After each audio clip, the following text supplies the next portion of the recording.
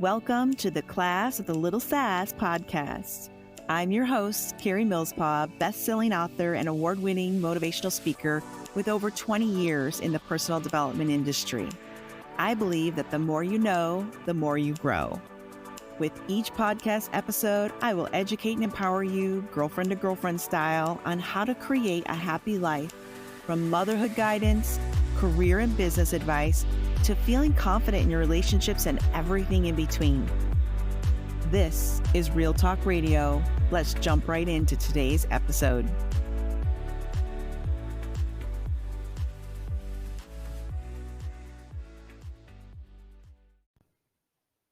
What's up, everybody?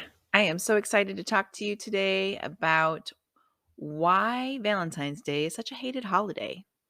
Now, I did a quick poll in our Facebook group, and if you don't belong to that, please find it. It is the Class of the Little Sass podcast, and you might want to join it. I took a poll, and most of you guys love Valentine's Day, and then there's about 50% that was like, meh, don't care. Either way, like, whatever, don't care. And there wasn't, I don't even think, and I should check it again because I've been pretty busy today, but I don't think anyone said hated it, don't want anything to do with it. And I'm going to give a little grace to those that probably wanted to click that one, but didn't want to call out, because unfortunately, when you do a poll on Facebook, it shows your face. Shocking. Who would have thought? So it's okay to be incognito and not want to really share that part of yourself. It's okay. You can hate it. I do get a lot of, when I talk about Valentine's Day on social media or something of that nature, I bring it up, a lot of eye rolling, a lot of, so dumb. It's such a Hallmark holiday, Karie. And I don't know if that's an excuse, but when someone hates something, it's usually a deflection of some past wounding that needs healing. Hello, here's your sign. There might be something there that just needs help, needs a little TLC. There's something once upon a time, maybe it was the kid in third grade that stiffed you and didn't give you a Valentine. You had a crush on him. I don't know. You know your story. I just want to give you permission to look at it and go, let it go already. How can I change my story? That's what this is all about all the time in my podcast episodes. Change our story. Let's first shine a light on it and let's learn to love it or let it go. One of the two, right? So I was doing a little research on Valentine's Day. And as most of you know who St. Valentine is and all the things, I noticed, and I looked this up on the Googles, and the Catholic Church recognizes at least 3 different saints named Valentine. So there might have been more than one. Who knew? But the one thing they did have in common is they were all martyred. So how is this a happy story? I don't know. Let's keep reading. So one legend contends that Valentine was a priest who served during the 3rd century in Rome. And when Emperor Claudius II decided that single men made better soldiers than those with wives and children, he outlawed marriage for young men. I think let's just pause. Wait a minute. He outlawed marriage for young men. Did that curse carry over for all the non-committal men out there? Just had to poke fun at that situation right there. So back to the story. Valentine, realizing the injustice of the decree, defied Claudius and continued to perform marriages for young lovers in secret. Bum, bum, bum. How cool is that? Secret little marriages, elopes, and all those things. Eloping. Did I even say that right? I don't know. On to the story. When Valentine's actions were discovered, Claudius ordered that he be put to death. Huh. Interesting. Still, others insist that it was St. Valentine of Terni, a bishop who was the true namesake of the holiday. He, too, was beheaded by Claudius II outside Rome. Okay, who's this Claudius guy? He's got, issues, right? Speaking of healing, he needs some. So, back to the story. Other stories suggest that Valentine may have been killed for attempting to help Christians escape harsh Roman prisons, where they were often beaten and tortured. High five to that Valentine, helping my Christian brothers and sisters out. I am down for that person. According to one legend, an imprisoned Valentine actually sent the very first Valentine, quote unquote, greeting himself after he fell in love with a young girl, possibly his jailer's daughter, who visited him during his confinement. So he sent the very first Valentine. What did it say? Well, before his death, he allegedly wrote her a letter signed from your Valentine, and that's the expression that we still use today. So although the truth behind the Valentine legend's a bit murky, the stories all emphasize his appeal as a sympathetic, heroic, and most importantly, romantic figure. So by the Middle Ages, perhaps thanks to this reputation, Valentine would become one of the most popular saints in England and France. And then when I was reading a little bit more, it was also commonly believed in France and England, which we can say this is where this started. So you can blame those two countries. That February 14th was the beginning of birds' mating season, which added to the idea that the middle of Valentine's Day should be a day for romance. Hello. Just what I always wanted to be compared to, birds' mating season. Yay. So there you have it, my friends. But how did Hallmark get it? Like that's the part I want to know. Hallmark gets their fingers on everything, capitalizes it, makes some money off of it, all the good things. So as I'm recording this podcast, the most beautiful sunset just happened here in Las Vegas. And if I had video, I would show you. And if you see my Instagram stories, you know I'm a fan of sunsets. In fact, I took video quick before I hit record.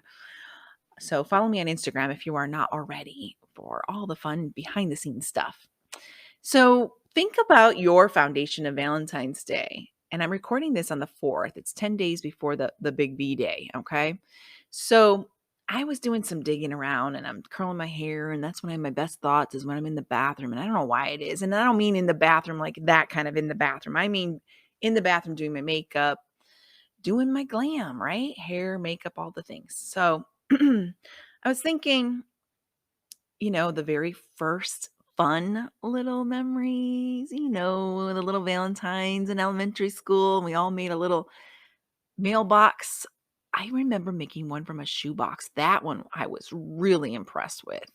And then we would sometimes use those brown paper bags and put our names on it. And kind of the teacher would staple them up, and you had to go around and make sure you have enough Valentines for everyone, at least 30 plus back in the day. And this is, the 70s, 80s, early 80s that I was in kindergarten and so on. But those were fun days. I remember having a snow day one time on Valentine's Day, and I was so mad. I was so bummed. I had all my Valentines written out. I was looking forward to all the chocolate and the candy and the fun. And we had a snow day. And for those that don't know, I'm from Traverse City, Michigan, northern Michigan, where there's lots of snow. We get lake effect snow up there. And that year we had drifts like crazy. It was insanity. But I lived in the best neighborhood ever. And 2 houses down from me was a good friend of mine's home. And we're still friends to this day. All these years later, we're so old. But I remember her mom making a chocolate cake shaped as a heart and said, come on over. We'll have our own little Valentine's Day party. So maybe that's my start is I didn't not hate it. I didn't love it. I didn't care. It was fun. I have good memories. It meant something to celebrate, especially in Michigan in the middle of the coldest winter ever. February is a cold time of year for northern Michigan. So if you can find a little sunshine in your gloom, girl, go for it, right? Why would you push that sunshine away?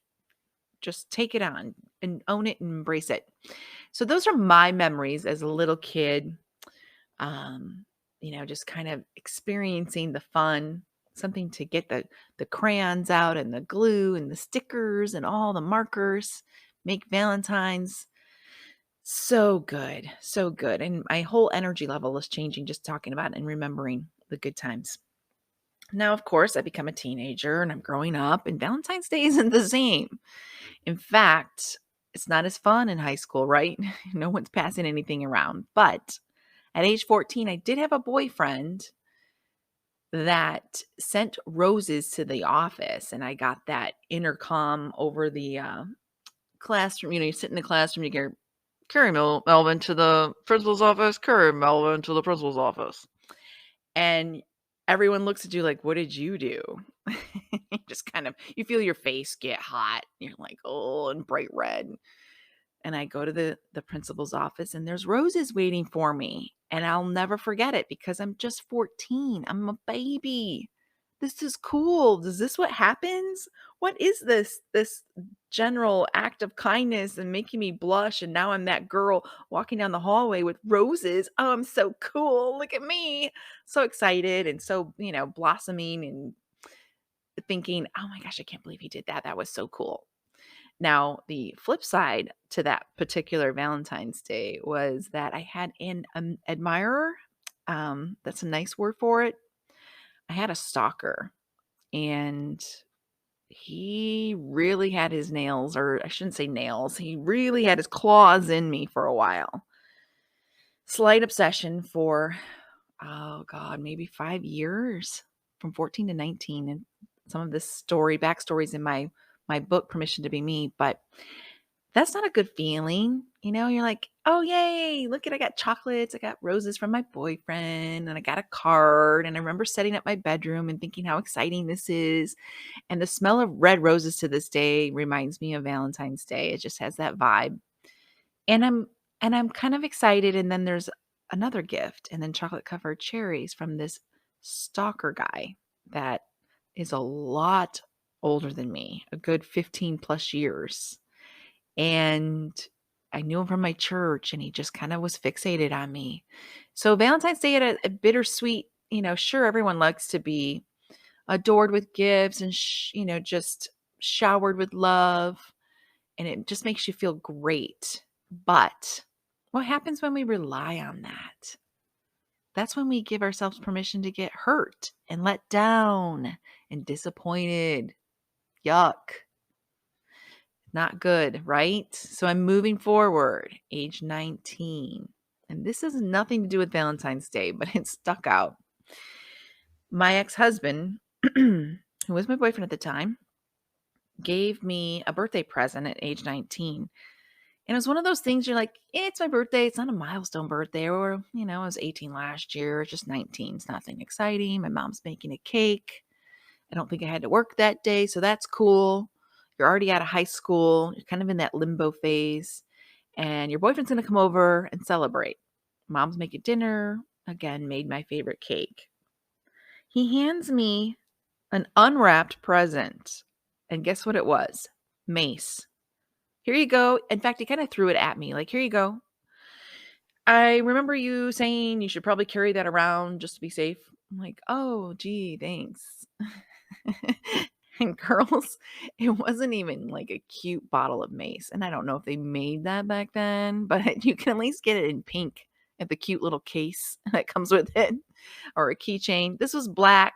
Looked like something, my mom might have had that has a keychain at the end. And I was just like, meh. Like, me, poor me, wham, wham. Can't believe he did that. I don't even think he got me a card. I'm like, good grief. We're like old married couple already. We're only been dating for a couple of years. Should have been a sign, right, guys? Should have been a sign.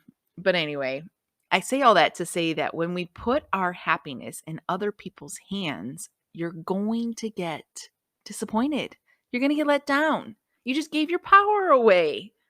Why would you ever put your happiness in someone else's care? Now, I'm a self-love queen and I've been happily divorced for 15 years and I've been single quite a bit in those 15 years. And I've learned how to put my happiness in my own care. I take accountability of that. I take responsibility of my happiness. I own it. It's my responsibility. It's not anyone else's. I have the power to create happy. In fact, I'm having one of those days that's just awesome.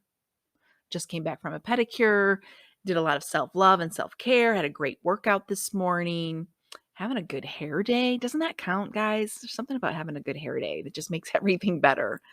Your makeup's working for you and you don't even have anywhere special to go yet. And you're like, why? It's a Saturday.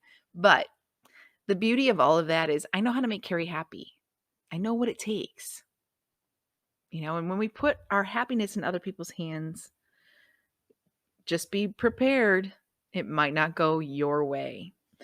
So I was relying on others again, and I've learned this. There's that 19th birthday. And then after my divorce, I dated a guy for quite some time. And I always knew right around Valentine's Day, Karie, I would put my guard up, like, don't expect anything. He's a selfish man. And most guys repel Valentine's Day like it's the plague. I think it's the impression of that whole obligation vibe. Like, I'm not going to force some made up holiday to tell me when and what to give the girl I like, or, your partner of choice. I'm not going to let something like that dictate, the capitalism, the commercialism of a holiday, to dictate if I'm a good person or not based on the present, if I even give one to my significant other. And I think some guys just repel that more than others. Um, he really repelled it. For one, his daughter was born on that day. So in his head, it's my daughter's birthday. Back up. Like, don't even try to get all up in my happy or interrupt our lives with some silly made up holiday. So he had kind of that chip on his shoulder. And I remember one evening we were going to go to a house auction at one of the casinos here in Vegas. I was going to have a good day no matter what. I'm in red silk with a pretty little blouse, red silk blouse with some rhinestones on it or some bling. I'm in Vegas. That's what we do here. I'm going to look cute no matter what. I worked all day. It felt like the Valentine's Day vibe at work. I go to his house. I don't really have expectations, but I did buy him a Valentine's Day card, which was super sappy and super sweet and loving. Said all the words, since words of affirmation was his love language. And I remember on the way to this house auction, which who would do that on a Wednesday or a Valentine's Day night? But, I get it. Whatever. I was just happy to be with him because quality time is my thing. So he's like, are you hungry? Did you eat yet? Because I'm going to stop at Burger King because I have a coupon. If that doesn't tell you as much about his personality, I don't know what else will. I'm like, I'm good. I don't want Burger King. I eat there once a year if I have to. I'm not perfect, but I definitely prefer a more natural approach to how I feed this body that God gave me. So he stops at Burger King, and he's a health nut too. So this was really rare for me, or rare for him, I should say. Gets himself whatever Whopper with the coupon. I don't know why I remember these details because this was a long time ago. And he's on his, merry way, happily eating his Whopper in the car, driving to this car auction. I'm not going to let him ruin my night. I'm in the Valentine's Day vibe. So I gave him my sweet card at the end of the day. I think we were going to bed or whatever. And he read it and he didn't even know what to say. I think he felt dumb, but I don't want to put words in his mouth. I think he was like, oh, yeah, I guess it is Valentine's Day. Huh. I can't believe you went out of your way to get me something so sweet when I'm such an asshole. And that's the truth. He knew who he was. I didn't have to spell it out. He probably didn't feel great about, me shedding light on something like that and doing something sweet, regardless of the return. A lot of the times we are in relationships where there isn't a return on investment. And that return on investment was relatively low on a regular basis. So I say all that to say I learned from my past relationships. Even though my ex-husband would give me a dozen red roses every single Valentine's Day, like clockwork. And it didn't matter. Like maybe there was a card, but it was just, he thought, okay, this works. And I'm never going to stop it until she says to stop it. But it was just what he did. Red roses, baby's breath. Here you go. And it's such an expensive time to buy flowers. It really is kind of silly, to be honest. But it got old. There was never a surprise. It was the same. 12 years of marriage, same. So, I'm sure it started before the marriage. So, again, just God bless him. But you know what? At the end of the day, like I say, it's not his responsibility to make Karie happy. Now, if you're going to add, like, take away my happy, then there's the door, there's the exit. That's how I feel about life. I'm so protective of my joy because it's taken me so long to get there. And joy is way more prominent and permanent than happy. Happiness is kind of fleeting. Joy is something that's just in your heart. No one can take it from you, even on a bad day. You can dig and find it, dust off the bad, and there's the joy. There it is. It's there. It's there. And in lots of episodes, I will share how I found that. But going forward, I learned that when I started to dread holidays, it was because I was setting myself up for disappointment. I was prepping myself for someone else to come along and ruin it. Or that person I really care about is going to fall short of my expectations because I'm relying on them.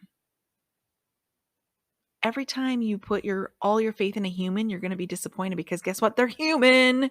They're human. They're going to let you down. At the end of the day, it's just what it is. It is what it is, guys. So, how can we really change our attitude? And this applies not just for Valentine's Day, this applies for Christmas because I'm a Christmas junkie and I've spent a lot of Christmases single and alone, but I'm still a Christmas junkie. I've spent a lot of Valentine's Days alone too. In fact, most of them in the 15 years I've been divorced, very few did I have was I ever in a relationship that ironically landed around the same time as Valentine's Day. It was very, very rare.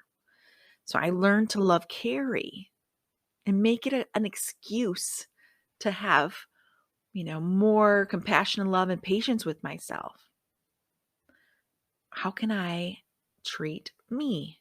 I know what I like, right? No one knows this better than me. I know my favorite color, my favorite foods. I know all my favorite chocolates. I know all my favorite gifts. I know what I'm looking for. Why not rely on self for once? And then if anything else shows up from friends, family, a boyfriend, girlfriend, whatever that looks like for you, then that's just a cherry on top, right? That's the sprinkles. Think of it as an enhancement. That's what relationships are supposed to be. They're supposed to be the frosting, not the whole cake. You're the cake. You are my friend. You're the cake. So let's get the ingredients out. Like, what does this look like for us? I remember reading a book called The Dark Side of the Light Chasers, written by Debbie Ford, who has since passed, sadly. But that book was recommended to me, oh my God, I want to say 14 years ago, 12 years ago, a long time ago, at least a decade plus. A good friend of mine said, you need to read this. In fact, he gifted it to me. And I'm reading it, and it's very intriguing, but there's a piece, and I suggest it highly for anyone to read it. There was a part in that book that I read. It said, make dinner for one. Put out your fine china. Make your favorite foods. Put out your favorite wine glass, your silverware, the whole cloth napkin, light a candle. And I remember my brain being scrambled as I read those words thinking, what? Why would I do that? All that work and no one's going to see it? All that work for just me? I'm not going to go through all that trouble. And it could be a little bit with an ego, like maybe I need that affirmation of someone going, oh, wow, this looks great. This tastes great. You went through so much trouble for me. Why would I do that for me? Who's going to compliment me then? Maybe that was part of it. Because again, this was a decade ago. But since then, girl, I have done all the things. The candles, the bubble bath, the champagne flutes, my favorite wine, my favorite music, my favorite foods, and not eaten off of a paper plate, mind you, off of like my favorite china and dishes and everything. And my brother's really good at this too. I've noticed he's done a lot of the extras that he'll do when he feeds himself. He gets out his favorite china and goes the extra mile, which is such a brilliant example of self-love. No one's there to see it. This is for you. So think about that for a minute when your nature, especially as women and moms, for sure, we're so used to pleasing, taking care of everyone. We're natural nurturers. It's so easy to go into that mode and forget to take care of ourselves. So this is what I do every holiday, Valentine's or not. I make a list of my favorite things.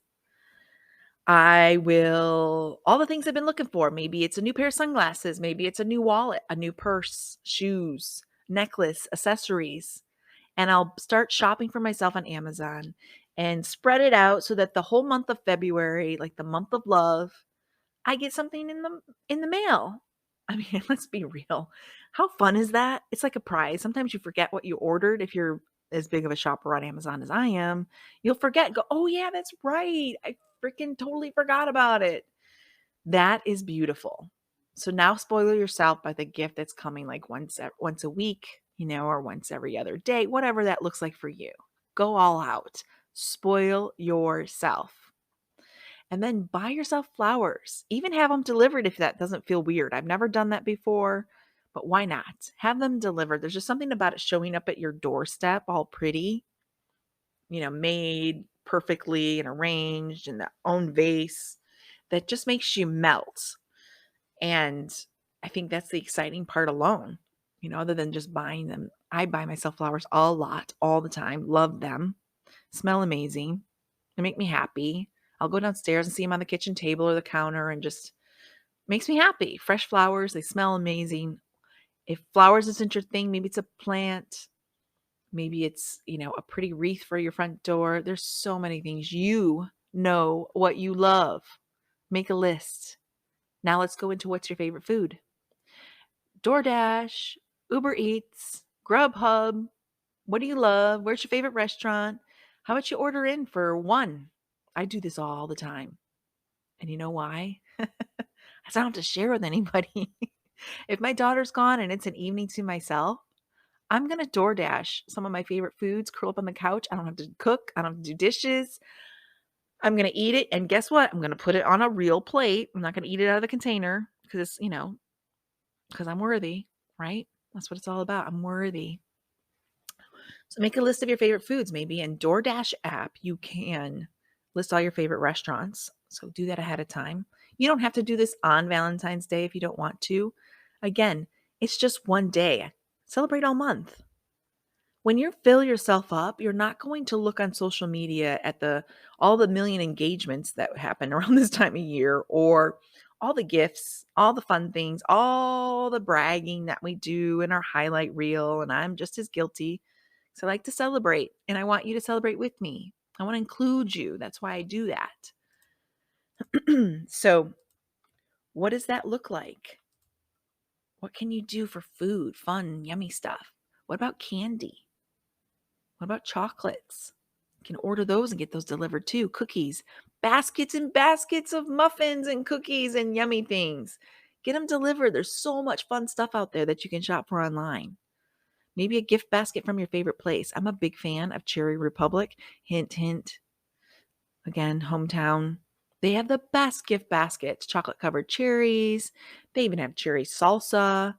They have trail mix with cherries. They have nuts. Oh, I could go on and on. Now I'm like getting hungry thinking about it. Cherry jam. One of my favorites. Think about that. That's a good idea. Signed from me to me. I love you so much. Why not? XOXO. Self-love is a beautiful thing. And when you arrive there, you're attractive because you're not looking for someone else to fill your hole. I know that sounded bad. Sorry. No one to look and fill you up. Like, fill yourself up. If you're going around on the planet looking for everyone else to contribute to what you need for a love bucket, you're going to repel people. You're going to push them away. That's your job, sister. It's your job. Make it your job. It's my job today to be happy, and then the reason will eventually show up. I mean, that's the best advice I can give anyone. Choose to be happy. Wake up. I know something good's going to happen, and just wait for it to happen because it's going to show up. You're attracting it. Be kind to yourself. Show more compassion, love, and patience. Come on, mamas out there.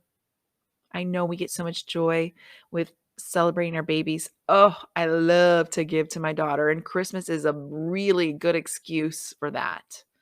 I'm already looking at Valentine's stuff. How can I get her and her boyfriend stuff? So I get it. Giving is just as much as filling your bucket as well. But don't forget to fill yourself. You're allowed to do that. I give you full on permission. but also make sure that you put yourself on the list and put yourself towards the top of the list. It's like one thing to go, and Karie needs this too after I've already taken care of 25 people's needs today. No, put yourself on the list in the beginning part of the day. Make sure you're all full so you have something to give towards the end of the day. Or when you log on for work or whatever that looks like, you've actually filled yourself up first. And I 100% am taking my own advice on this. So, what can you celebrate in life? I see these holidays as just ways to celebrate, an excuse. It's just an excuse. Excuse to maybe eat candy and chocolate. I don't know. All the holidays seem to have food, don't they? Some type of food, some type of sweet. There's just something you can do to celebrate life. You'll find more joy, happiness, and love. You just kind of will attract it. And no, you're not weird or crazy because you want more hearts in your life or you decorate your house with Valentine's wreaths on the door and flowers everywhere and candy hearts in a candy dish. That's not weird at all. It's looking for reasons to celebrate life because, my friend, if you are alive, your heart is beating, you have breath in your lungs, then that is enough to celebrate because you're worthy. You are God's favorite and most prized creation. Never, ever discount how much He loves you. And that's enough to celebrate all by itself. So I'm wishing you a happy Valentine's Day. And if you're listening to this after Valentine's Day, find another holiday to do this exact rinse and repeat process. Do it.